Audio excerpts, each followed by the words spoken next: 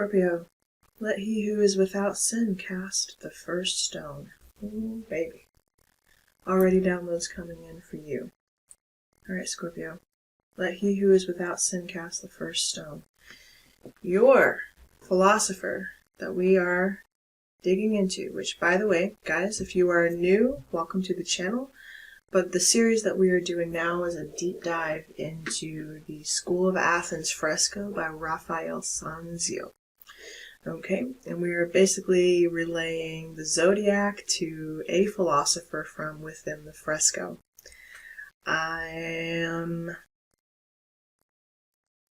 all of a sudden inclined to say, Scorpio, you have the most experience of all.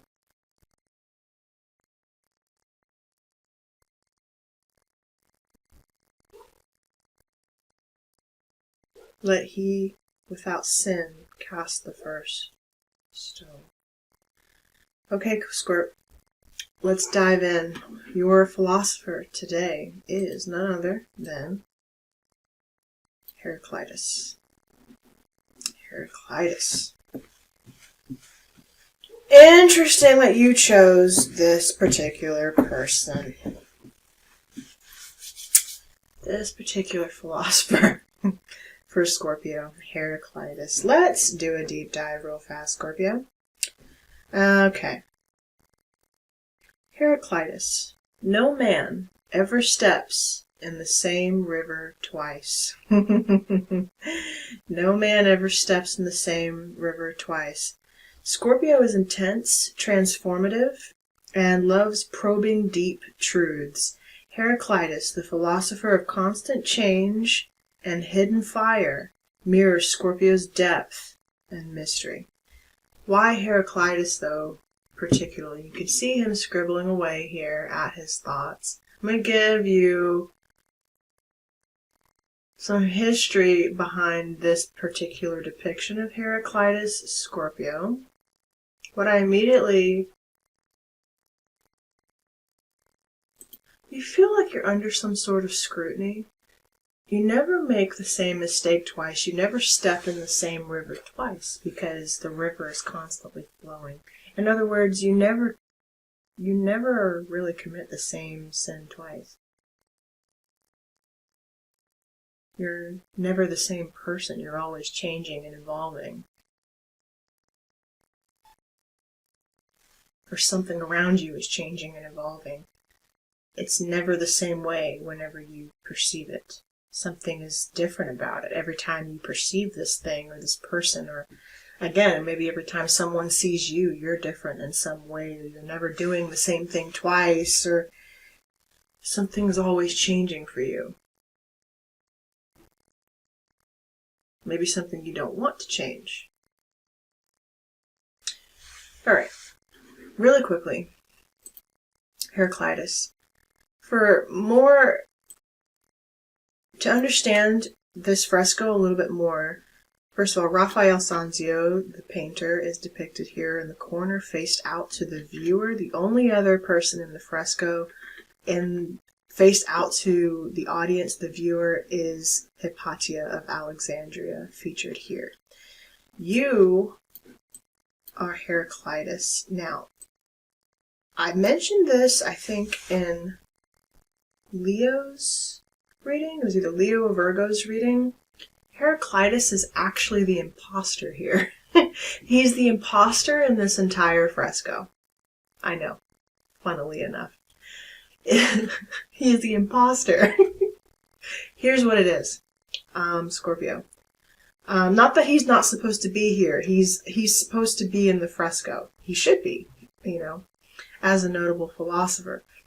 But his work, the figure himself, was not painted by Raphael. Oh, Lord. Go back. Heraclitus was not, the depiction of here is actually a depiction of Michelangelo. Michelangelo was commissioned with Raphael around the same time to do frescoes, obviously in the Vatican. Around this time, Raphael would have been probably completing his work under the Sistine Chapel. right? Or doing something similar around this time. Raphael did not finish his fresco, for there were several figures that were cut out or taken out over time, including Hypatia almost never made it into the fresco. And without her, with the knowledge of all of these philosophers would not even exist, because she is responsible for obtaining the scrolls and saving many of the scrolls and related texts that we have about these philosophers through the burning of Alexandria, the Library of Alexandria.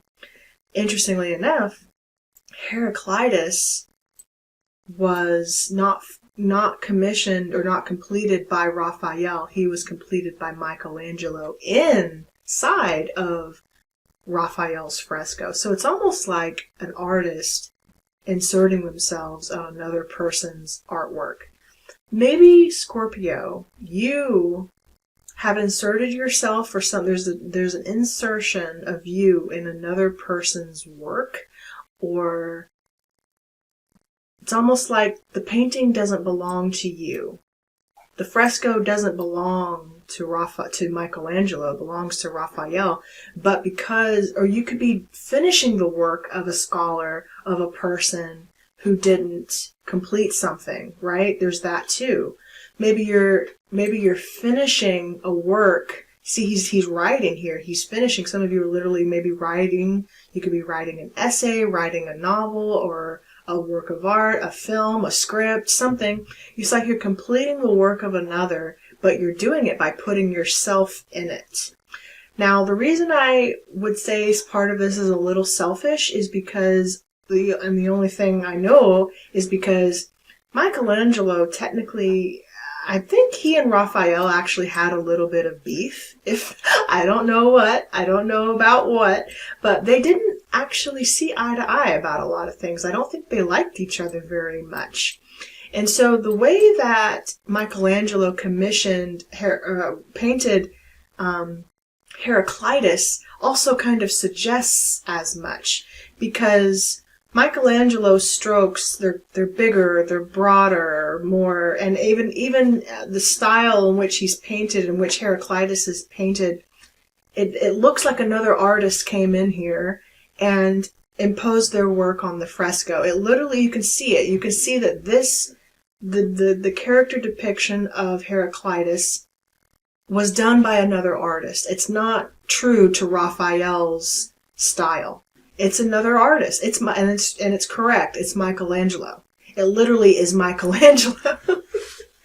Not only is Heraclitus completed by another artist, but that artist decided to depict Heraclitus as himself. So this is a true depiction of Michelangelo, depicted as Heraclitus, and he did it himself. Wow. Ooh, we got some deep messages here, Scorp. Maybe someone has done that to you, like depicted themselves as something. It's a little bit selfish here. There's something about self-interest. Even the way Heraclitus is depicted here, someone did something for self-gain. It did something they maybe even didn't want to do. Michelangelo hated painting, guys. He said countless times, I'm not a painter. I'm a sculptor, right? He hated painting. But he had to do sometimes what paid the bills, right? Even the Sistine Chapel. He spent 4 years under that ceiling in Rome painting the Sistine Chapel because he had to make some money, right? Scorpio, there might be something you've had to do recently that you didn't really want to do. You didn't really even want to have your name attached to it. You don't even really consider yourself part of this group or this effort or this thing, but you've had to do it to pay some bills. You've had to do some things because you had to provide. Even the way Heraclitus is depicted here, he's not really interested in what he's doing. His head's turned away from his work. He's not really interested. He's turned in, his body's blocked off, the way he's positioned here. It's almost like a Four of Pentacles positioning here with his body closed off to the rest of these philosophers. Like, he knows, I don't belong in this group. I don't belong in this painting. I don't belong in this fresco, in this environment. This is not, I'm turned into myself. I'm turned into my own little private world here, away from everyone else and everything else that I don't really belong with. And Heraclitus's ideas, too, we can say, were very individualized in that sense, right? They were radical. They were very radical from his fellow man. Not that they were wrong or anything, but he had very radical ideas apart from other philosophers of the time, or of his space. But his whole posture here is suggesting, I don't want to be here. And Michelangelo is basically saying, I don't really want to do this. I don't really want to be here doing this. I'm going along with it because I have to. Apply this to any part of your life that you need to, guys. It could be a family environment, a function, something you got to do, you got to attend. You don't really want to be there, but you got to, because you got to make an appearance, right? We're making appearances, Scorpio. We're showing up to do something we don't really want to do, but we got to do it. Why? Because it serves a greater purpose. Making an appearance. Scorpio, you are making an appearance. Furthermore, I know for a fact the art is telling us in itself that that this was true for true for Michelangelo, because of the way that he painted Heraclitus in the fresco. You notice the lines of the fresco really go from left to right. It's very symmetrical. There's a lot of symmetry in this fresco. Even down to the middle of the painting of the fresco, where the lines are drawn, the connection here that even Raphael made to show the divine masculine and the divine feminine, where they are conjoined at the hip, much like the Last Supper depiction. In fact, let's pull that up real quick.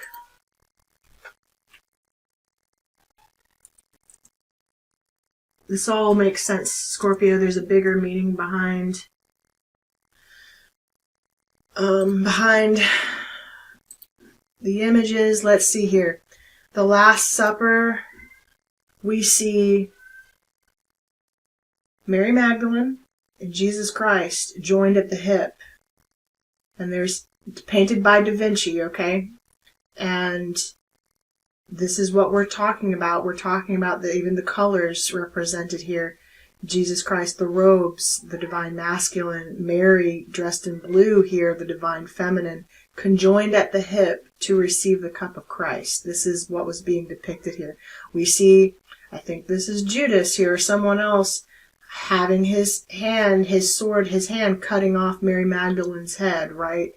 Anyway, let me not get, we'll do another deep dive, maybe even into this fresco. This whole fresco relates to the Alpha Omega. This was Da Vinci's Last Supper tribute to the Alpha Omega, which is about the cup of Christ, basically, and a lot of other things. But anyway, back to the fresco, we see the same depiction here between the V, the conjoining at the hip between Plato and Aristotle. We're talking about ideas that are merging at the hip, but creating a V, a cup of love, a cup of Christ, a cup of consciousness, a school of thought. Heraclitus was a rebel. He was a rebel against many forms of thought. He had his own way, a conventional way of wanting and needing to see the universe and how it was done.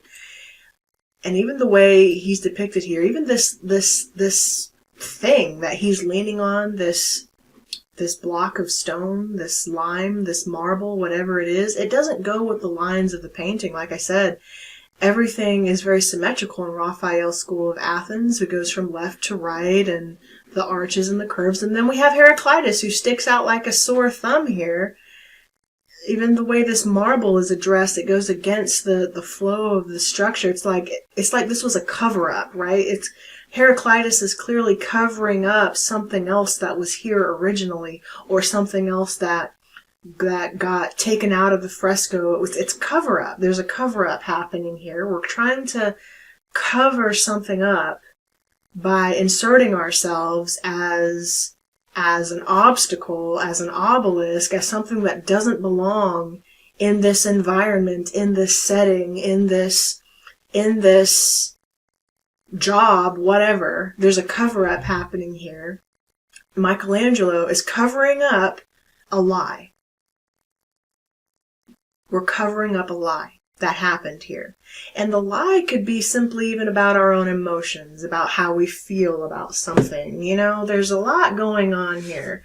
Let's dive into Da Vinci, see if we can uncode what the lie is, or what the cover-up is, the truth, right? We're about to find the truth with the Ace of Air here, the Ace of Swords. That's the truth. We're about to uncover a truth here. Heraclitus, you don't belong, honey. You know you don't belong, and you don't, more importantly, you don't really want to be there. Your posture, your attitude, your demeanor is telling me you don't really want to be here.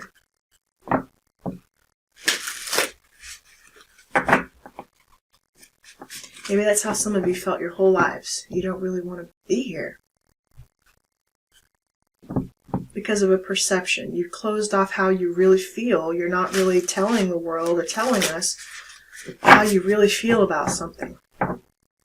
You're covering up your own emotions. You're covering up your feelings. Why? Or this is, again, take it as it see fits here, Scorp. This is how people are treating you, or this is what others are doing around you. Where's the truth? We're about to find it. You will have truth and clarity in this circumstance. Maybe you detect that there's a lie around you.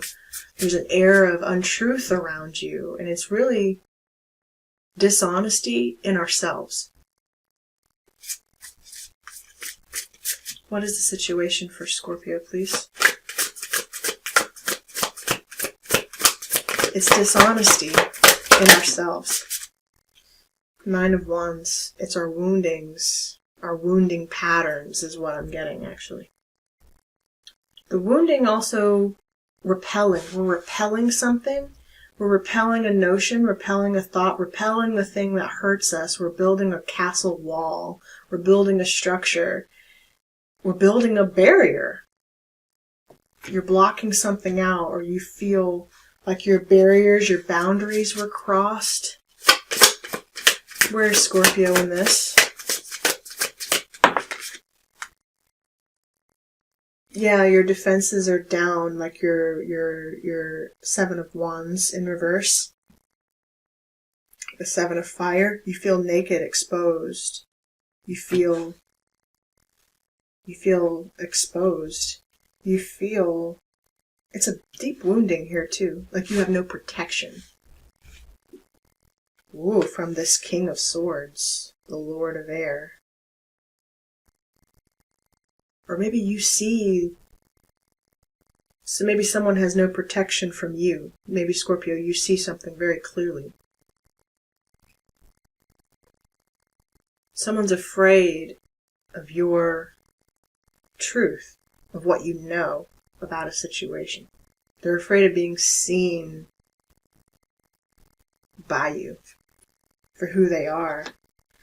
Ace of Wands. It's a lot.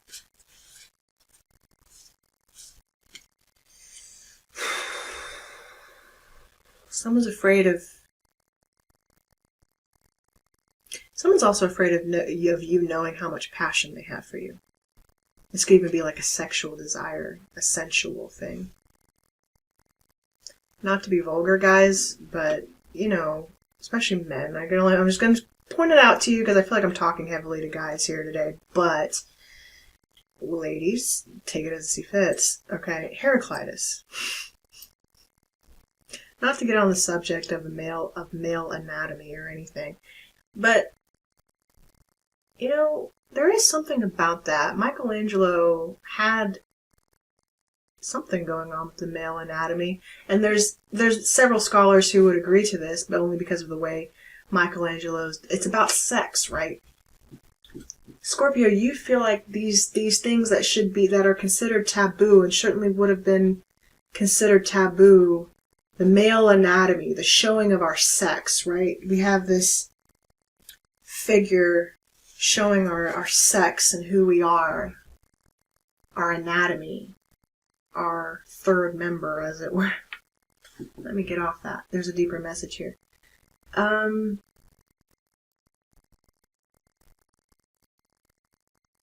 It is about sex. I'm getting that, though. Someone's name could be David.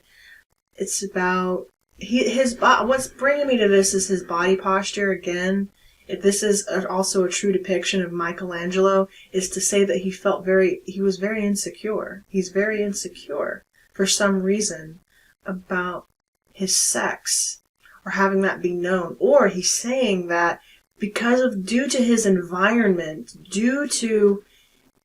it could even be about his sexuality. Okay, but due to and this because of his environment, it's about his peers, his scholars, the environment through which he is depicted here. At the time when Raphael was commissioned to do this fresco, this would have been a time when anatomy, especially sexual organs, were being covered, right? We're not, or being dramatically depicted as small, some would say, small, or non-existent. We're trying not to draw attention to the sex of something, right?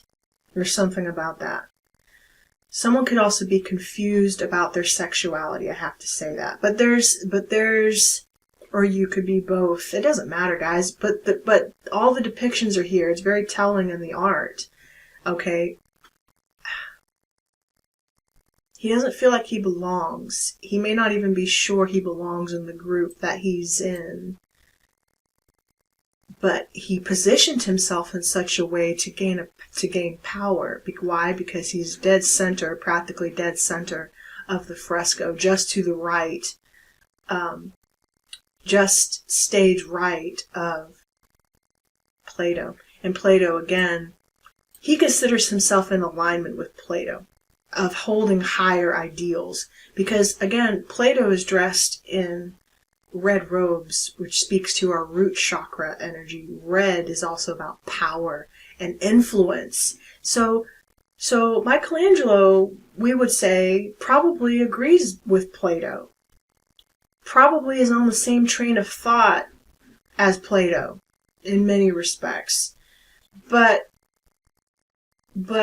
he keeps his ideas to himself. He keeps his knowledge and information. He sits and observes others' discussion and takes notes of what he overhears about others' discussion. I'm sorry that this is such a scorpionic trait. I'm just seeing it, guys, literally painted in front of me, so take it as it see fits again. Heraclitus, it's like he's observing and overseeing the conversations that are being had between Pythagoras and his understudies, his pupils, the great minds that would have studied under the same school of thought as Pythagoras. All right, and Pythagoras was also a mathematician and a philosopher, right? So it's almost like the physics, the logic, the math that's going into... He wants to be on the same train of thought and ideals of people who help heal.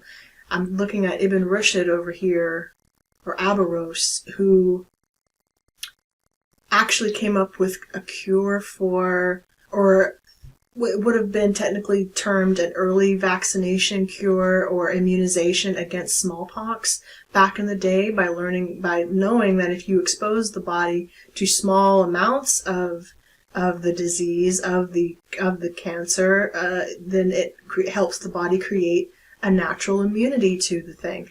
That was first developed, even that concept, by this man here, Ibn Rushd, okay, who was also a student under the school of thought of Pythagoras. Here we have, so maybe you're observing what other people are doing. You want to be a part of the same schools of thought that everyone else is a part of, but you still want to stand out and do it your own way, Scorpio. You want to kind of be a rebel against what everyone else is doing, but you're taking ideas from what everyone else is doing. Kinda. You've got your own plan. His face is half hidden here. He's wearing a mask, right? He doesn't want the people here to see his face. His face is half in shadow, and the only part of it that we see is maybe even part of the eye and part of the nose here, and the other side is covering. He's covered here.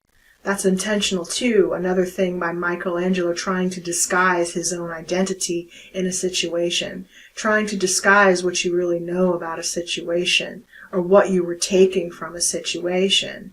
Scorpio, you're a spy. Oh God. Okay. You know a lot more than you let on, but also you've taken something that's not yours. I don't know why I'm getting that influence necessarily, but that's just how the energy's coming across to me today, guys. It's really fascinating. What do you know, Scorpio? You are the King of Swords here, and your defenses are up. There's a wall around, I feel like your identity even, that you don't want known, or who you really are. Maybe you don't even know. You just know that there's a wound there, there's a barrier there, there's a barrier there. Yeah, Seven of Swords. You really don't want people to know, and you certainly don't want... Ooh, did I make you mad, Scorpio? I'm not apologizing. We're here to get to the bottom of it once and for all. But I gotta tell you, the Seven of Air could even something back to your childhood here. Listen. There's a secret, right? In the standard Rider-Waite, the Seven of Air, we're going to read this card, is depicted by a figure holding the swords and walking away from the tent. What it's actually saying is he's trying to prevent the attack of his enemies by taking away their weapons. He's trying to, which is another scorpionic trait. I feel like this is all scorpionic trait here. You'd like, or maybe even Gemini to a degree, but it's almost like you want to take away the weapons of opportunity before they are used against you. When a Scorpio do, you'll come back and attack the same weapon that you took before it was even used. So this is kind of, again, being defensive before you need to. Finding a cause to eradicate yourself out of a situation before you even had to, right? Or you're finding a way to bow out of a situation because when you didn't have to, maybe. I don't know. It's peculiar. It's peculiar. And it has, I hate to say this, but it has to, and again, could be someone around you, Scorpio. This is the energy I'm depicting today, right? It's something about a person not having the right intentions before doing something. Or maybe they were trying to make some sort of a power move. Ten of Earth, yeah. Maybe it was about money. Maybe... Oh. It's like the spark was driven, the Ace of Fire. Could have been about a fling. But it's also saying like new was supposed to enter. Like you're being given, like you're being shown a new path. But you're having a hard time finding this new path because you're unsure how to let your guard down. You're not sure how to trust the path forward. Because you haven't set your intentions forward yet, Scorpio.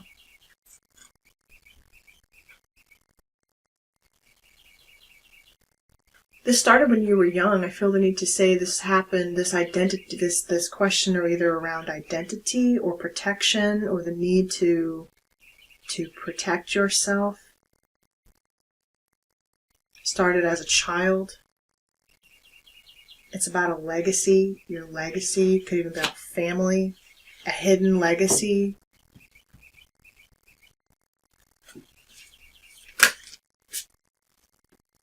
A burden. Ten of Wands. Something's more trouble than it's worth.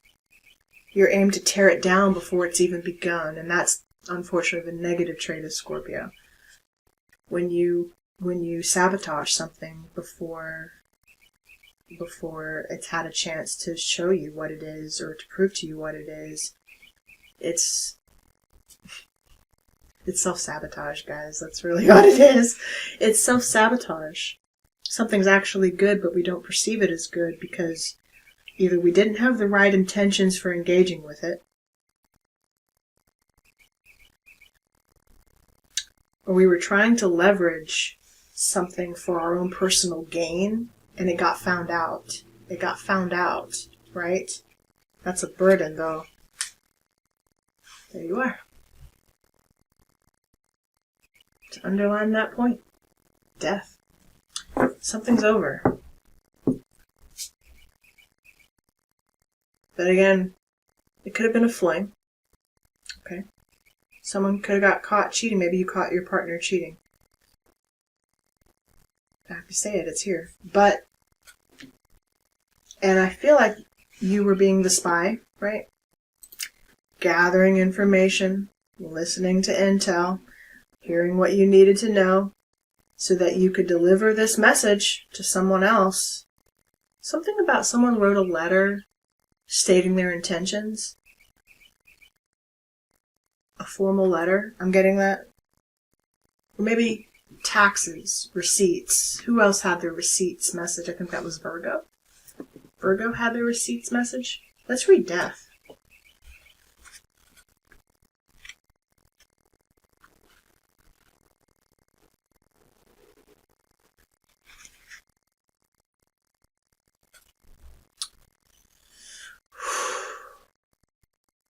Death. What burdens you or obstructs the way? What is it that needs to pass in this matter? Something is burdening you, Scorpio. You got all the wands here. The hard ones, too. I hate to tell you. The study of Christ, undergoing the humiliation of mockery before death, is rare in Leonardo's work. It is notable in an age of conventional religious art that he undertook no commission requiring him to paint a Pietà or crucifixion scene.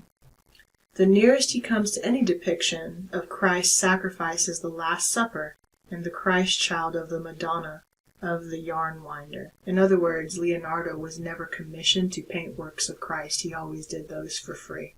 Every depiction he ever depicted of Christ, he did for free. There's something about that, Scorpio. Something about doing something in the work of Christ or Jesus. The work of Christ is a free endeavor, right?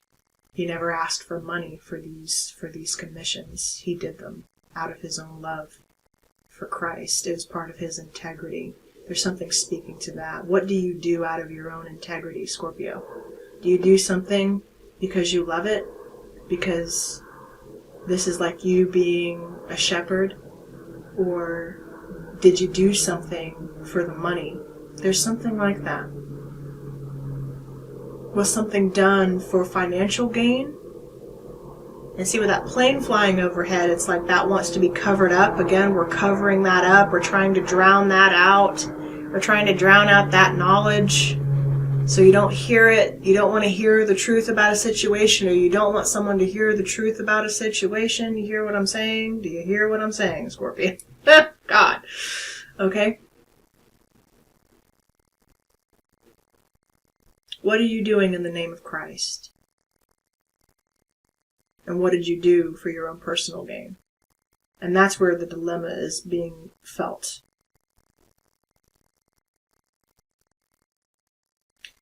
In his prophecies, Leonardo wrote about the sale of crucifixes and other emblems of crucifixion and martyrdom for household display, with the air of one intolerant and perpetuation of images of torture. Alas, whom do I see? The Savior crucified once more. We can imagine that someone who wrote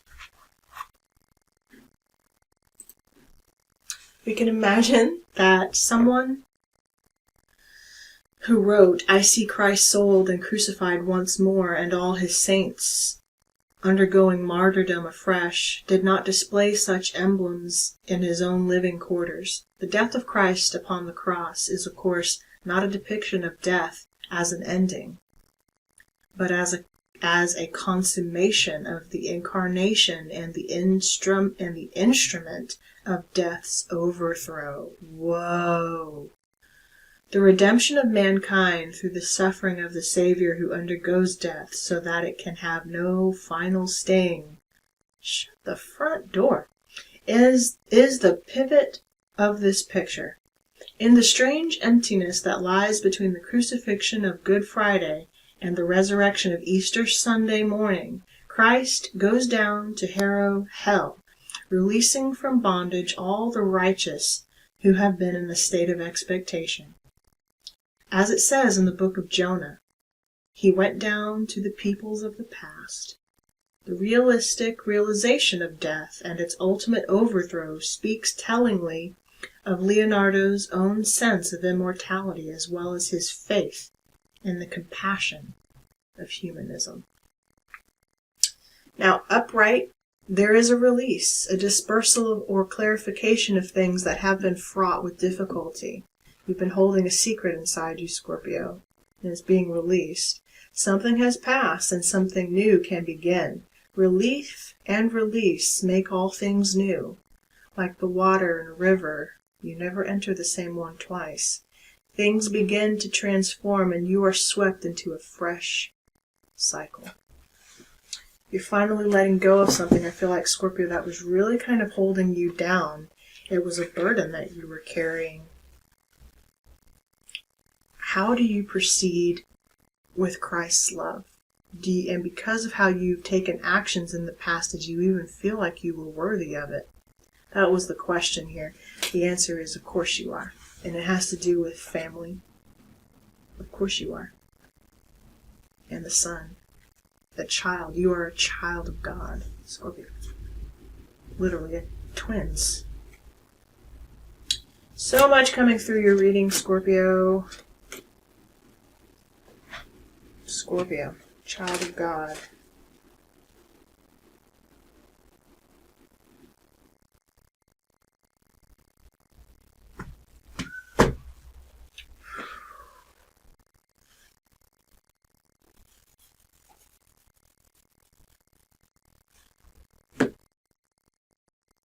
You don't believe it, though.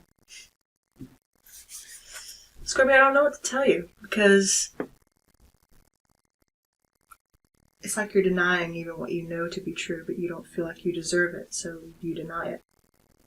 There's something it's a wounding. It's your own self-wounding. It's a chronic thing, right? With the Nine of Wands here. It's a pattern of self-sabotage that you've upheld for so long, and when you finally realize that that's what you've done, and you haven't freed yourself from that, you haven't forgiven yourself for that, it needs your forgiveness, Scorpio.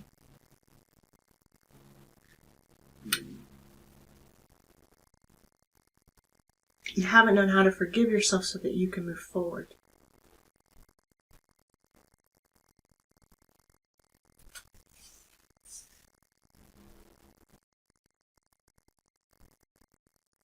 Maybe you simply need to know that you are forgiven. Scorpio, I'm going to end your reading there, and I hope you found messages here. I love you very much, and I will see you soon. Take care.